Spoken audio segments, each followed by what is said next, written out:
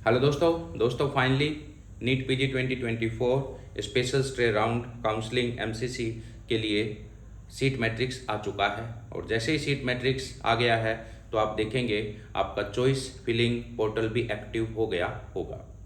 दोस्तों, इस seat matrix में उन सभी वैकेंट सीट के बारे में इंफॉर्मेशन है जिन पर काउंसलिंग एमसीसी करता है, यानी सभी स्टेट की 50% सीट जो गवर्नमेंट सीट्स हैं, प्लस सभी डीम्ड यूनिवर्सिटी के अंदर जो भी सीट वैकेंट हैं उनका पोजीशन इस सीट मैट्रिक्स में स्टेट वाइज दिखाया गया है। तो आंध्र प्रदेश के किस मेडिकल कॉलेज में, किस कोटा में, किस ब्रांच में सीट वैकेंट है, कितने नंबर ऑफ सीट वैकेंट हैं और किस कैटेगरी के लिए सीट वैकेंट है, तो सारा डिटेल इस पीडीएफ में दिया गया है। ये पीडीएफ आप एमसीसी की ऑफिशियल वेबसाइट से डाउनलोड कर सकते हैं। नीचे मैंने चैनल का लिंक दिया है, तो टेलीग्राम से आप ये पीडीएफ डाउनलोड कर सकते हैं। तो कैटेगरी का मीनिंग देख लेते हैं। ओपी का मतलब यहाँ पे है ओपन कैटेगरी, नो का मतलब ये है कि कोई इसमें सब कैटेगरी जैसे कि पीडब्ल्यूडी नहीं है।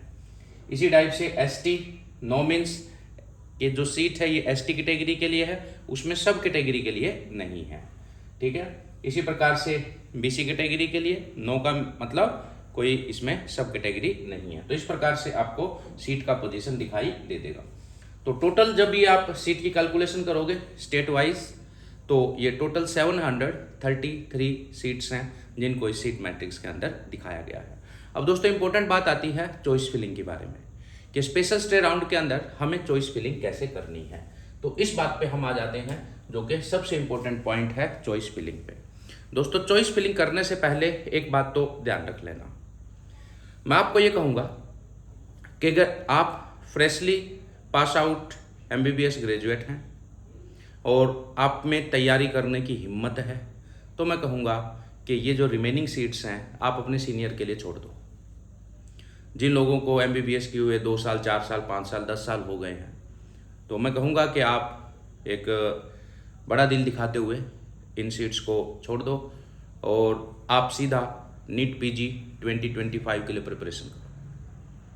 क्योंकि आप अभी फ्रेशली पास आउट हैं, आपके पास नया जोश, नई एनर्जी है, आपके पास टाइम भी है और यूँ कहें कि हो सकता है नीट पीजी 2025 में आप बहुत अच्छा रैंक ले आएँ और आपको बहुत अच्छी ब्रांच में, बहुत अच्छे कॉलेज में एडमिशन मिल जाए। तो बाकी तो आपकी इच्छा है, आपकी विश है।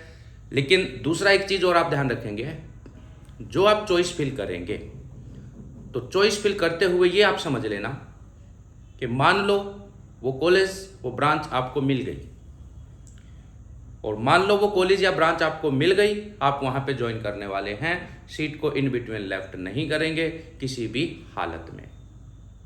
तो यानी हमें सिर्फ वही चॉइस फिल करना है जो हमें मिल जाए तो हमें रिग्रेट ना हो, क्योंकि रूल बहुत ही ज़्यादा स्ट्रिक्ट हैं। अगर आपने सीट ज्वाइन नहीं किया तो आप नीट पीजी 2025 नहीं दे पाएंगे, प्लस आपका सिक्योरिटी अमाउंट भी फॉरफिट हो जाएगा, प्लस स्टेट के स्पेशल स्टे राउंड में भी आप पार्टिसिपेट नहीं कर पाएंगे। तो इसलिए चॉइस फिल करो, नो प्रॉब्लम, बट चॉइस वो फिल करो कि लास्ट चॉइस भी अगर आपको मिल जाए तो आपको रिग्रेट नहीं होगा। ठीक है। तो अब बात करते हैं चॉइस फिलिंग करते हुए हमें किन बातों का ध्यान रखना है। पहली बात, हम किस ब्रांच को अपनी चॉइस में रखें, इसका आइडिया कैसे लगेगा। भाई, आप जनरल मेडिसिन को अपनी चॉइस में रखें कि नहीं रखें, एनेस्थीसिया ईएनटी को आप अपनी चॉइस में रखें या नहीं रखें, इस चीज़ का आइडिया आपको कैसे होगा। इस चीज़ का आइडिया दोस्तों आपको होगा जो स्टे राउंड था नीट पीजी 2024 का, उसके रिजल्ट से। इस वीडियो के एंड में मैं 2 वीडियो और अटैच कर दूंगा जिसमें स्टे राउंड का डीएनबी का कट ऑफ बताया गया है और स्टे राउंड का एमडीएमएस का कट ऑफ बताया गया है। वहाँ से आप आइडिया लगा लेना कि वो पार्टिकुलर ब्रांच आपको मिल सकता है कि नहीं मिल सकता। जैसे कि जनरल कैटेगरी में मान लो किसी भी ब्रांच का जो भी कट ऑफ गया है, आप पीछे से चेक करेंगे ये डेटा, तो डेटा चेक करने के बाद आप उसमें 2000 ऐड कर लेना अगर आप जनरल कैटेगरी से बिलोंग करते हो तो। ठीक है। इसी प्रकार से अगर आप ओबीसी से बिलोंग करते हो 3000 ऐड कर लेना, ईडब्ल्यूएस से बिलोंग करते हो 3000, एससी से बिलोंग करते हो 5000, ST से बिलोंग करते हो 7000। इट मीन्स आप ये मान के चलना कि जैसे कि मैं बात करूं कि जो जनरल मेडिसिन है उसका जो कट ऑफ गया है, जनरल मेडिसिन का जो कट ऑफ गया है वो 9911 है जनरल कैटेगरी के लिए। किसमें? स्ट्रे राउंड में। तो स्पेशल स्ट्रे राउंड में आप क्या मानोगे? आप ये मान के चलो कि इसमें 2000 और ऐड कर लें, यानी 2000 का एक शिफ्ट आप इसमें मान के चल सकते हो, यानी 11911 पे ये कट ऑफ जा सकता है। तो जस्ट ये एक रफ आइडिया है ताकि आपको ये पता चल जाए कि आपको उस पार्टिकुलर ब्रांच को अपनी चॉइस में रखना है कि नहीं रखना। तो क्या समझे, जो भी स्ट्रे राउंड में कट ऑफ गया है किसी पार्टिकुलर ब्रांच का किसी पार्टिकुलर कैटेगरी में, उसमें 2000, 3000, 3000, 5000 और 7000 आप ऐड करके आइडिया लगा सकते हो। जैसे कि यहां पे ST के लिए 52000 कट ऑफ गया है स्ट्रे राउंड में, तो स्पेशल राउंड में कितना माने? तो स्पेशल स्ट्रे राउंड में आप आइडिया लगा सकते हैं कि ये तकरीबन 57 तक चला जाएगा। हालांकि जरूरी नहीं जाएगा ये, बट एक सेफ साइड में रखने के लिए। तो इससे एक आइडिया हो जाएगा आपको कि कोई पार्टिकुलर ब्रांच को आपको अपना चॉइस बनाना चाहिए कि नहीं बनाना चाहिए। अब मान लो आपका रैंक जो है वो 1 लाख है। अब 1 लाख आपका रैंक है, जनरल कैटेगरी से आप बिलोंग करते हो, तो सीधी सी बात है क्लिनिकल ब्रांचेज को चॉइस बनाने का कोई मतलब बनता नहीं है।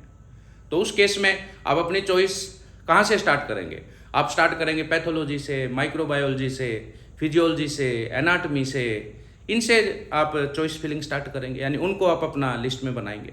ठीक है, चलिए दूसरा, make list of choice in order. एक प्रॉपर सीक्वेंस होना बहुत ज्यादा जरूरी है, क्योंकि जब सॉफ्टवेयर पिक करेगा आपके स्लॉट को तो वो एक सीक्वेंस में पिक करेगा। तो सीक्वेंस एक आपका बेहतरीन होना चाहिए।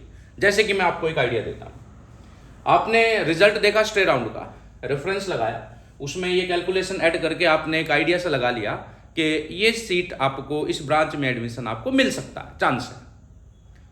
तो आपने आइडिया लगाया कि आपको general surgery, ortho, ENT, anaesthesia, इनमें से आपको एडमिशन किसी ना किसी में मिल जाएगा। बेस्ट टू बेस्ट आपको जनरल सर्जरी में एडमिशन मिल सकता है एंड वर्स्ट टू वर्स्ट आपको एनेस्थीसिया में एडमिशन मिल सकता है। तो आपने इसको प्रेफरेंस में रखना है। जैसे आपने पहली प्रेफरेंस जनरल सर्जरी को बना ली, दूसरी प्रेफरेंस आपने ऑर्थो को बनाया, तीसरा प्रेफरेंस आपने ENT को बनाया और फोर्थ प्रेफरेंस आपने बनाया एनेस्थीसिया को। ठीक है, कैसे? आप अपने रैंक के अकॉर्डिंग ये प्रेफरेंस अपनी सेट करेंगे, पीछे का रिजल्ट देखेंगे, उससे आपको आइडिया लग जाएगा। ठीक है, फिर हमें क्या करना है? पहले आप जनरल सर्जरी को उठाओ।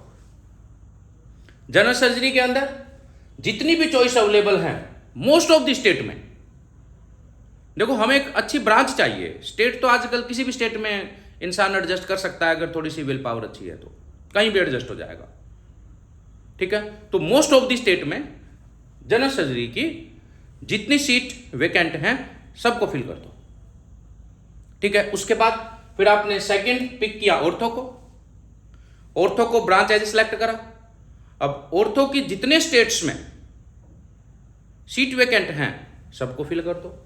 नेक्स्ट आपने रखा ENT को, ENT ब्रांच को सिलेक्ट करा, फिर स्टेट्स को सिलेक्ट किया, जितने स्टेट्स में ENT वेकेंट है आपने सबको फिल कर दिया। हाँ, एक आध स्टेट आप अवॉइड कर सकते हो जहां पे जाना बिल्कुल भी नहीं चाहते। तो कहने का मतलब मैक्सिमम चॉइस फिल करनी है, लेकिन ये ध्यान में रख के करनी है कि अगर वो सीट आपको मिल गई तो आप उसे छोड़ेंगे नहीं।